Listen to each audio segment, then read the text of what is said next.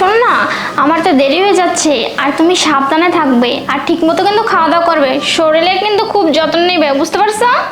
আর শোনো, আমি তো কয়দিনের জন্য যাচ্ছি, এই তো 2-3 দিন থেকে চলে আসবো, তোমার সমস্যা হবে না তো? আরে বেবি, তুমি আমাকে নিয়ে চিন্তা করো না তো, আমি ভালোই থাকবো। শোনো, তুমি আর দেরি করো না, বুঝছো? এখন যদি তুমি দেরি করো এর থেকে, তাহলে কিন্তু তুমি যে ট্রেন মিস করবে। চলো, আমি তোমাকে বাইরে পর্যন্ত এগিয়ে দিই। আসো আসো। চলো।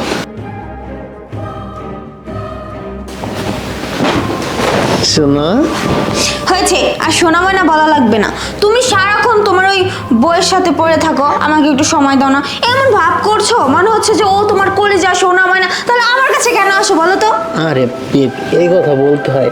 শোনো না, এখন তো বাসা পুরো ফাঁকা, আর তাছাড়া তুমি বোঝো না, ওকে কি আমি ভালোবাসি নাকি? আমি তো ভালোবাসি তোমাকে।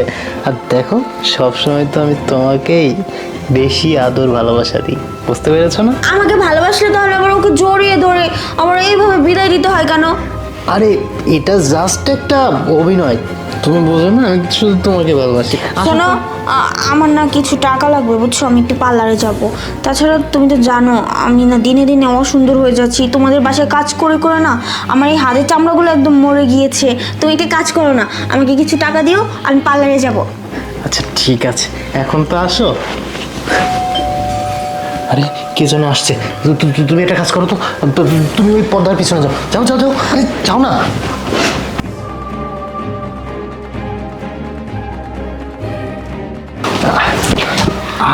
আরে শান্তা, তুমি তুমি না বাপের বাড়ি চলে গেছিলে, তুমি আবার হঠাৎ চলে আসলে যে? আরে ইমরান, আর বলবে না, তাড়াহুড়া করতে গিয়ে আমার ব্যাগটাই রেখে চলে গেছি, আর এখন গিয়ে মনে হয়েছে। আচ্ছা একটা কাজ করে এই তিশাকে বলি ব্যাগটা নিয়ে আসতে। তিশা! আরে শোনো না, তিশা তো আমি ওকে কফি বানাতে এই যে রান্নাঘরে পাঠিয়েছি। তুমি দাঁড়াও, আমি তোমার ব্যাগ এনে দিচ্ছি। হ্যাঁ,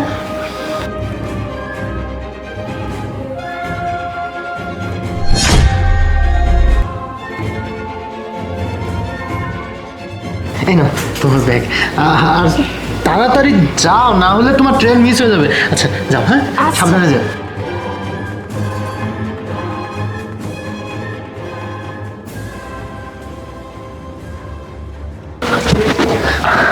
চলে গেছে।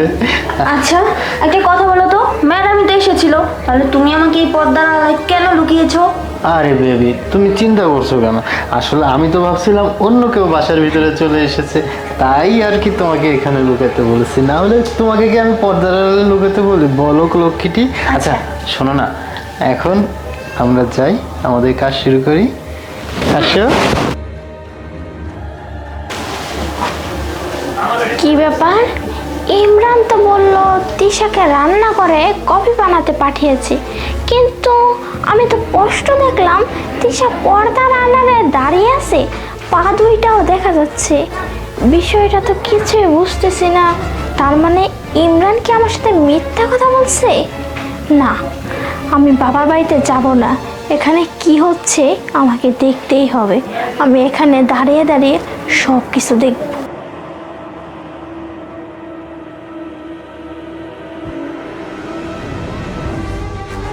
আমি এটা কি দেখলাম, ইমরান লাস্টে কিনা আমার এবারের কাজের মেয়ের সাথে।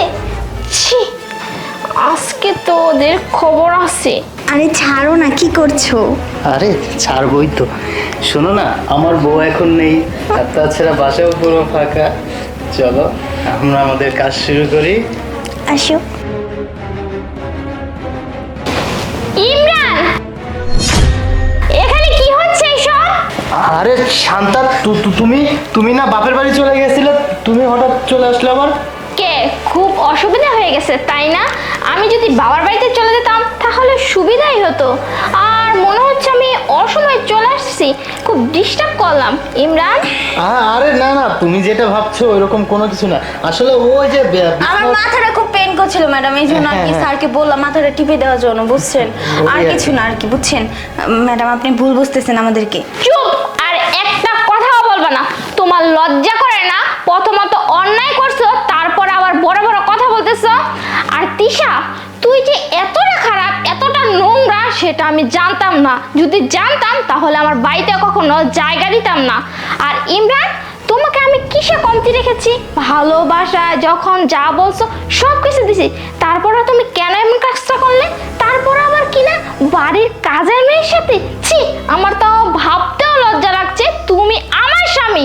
আর শোনো, আজকের পর থেকে তোমার সাথে আমার আর কোনো সম্পর্ক নাই, আমি তোমাকে ডিভোর্স দেব, বুঝতে পারছো? শান্তা শান্তা শোনো, আমার কথা শোনো। আসলে মানে আমি যা করছি ভুল করে ফেলছি, তুমি আমাকে ক্ষমা করে দাও।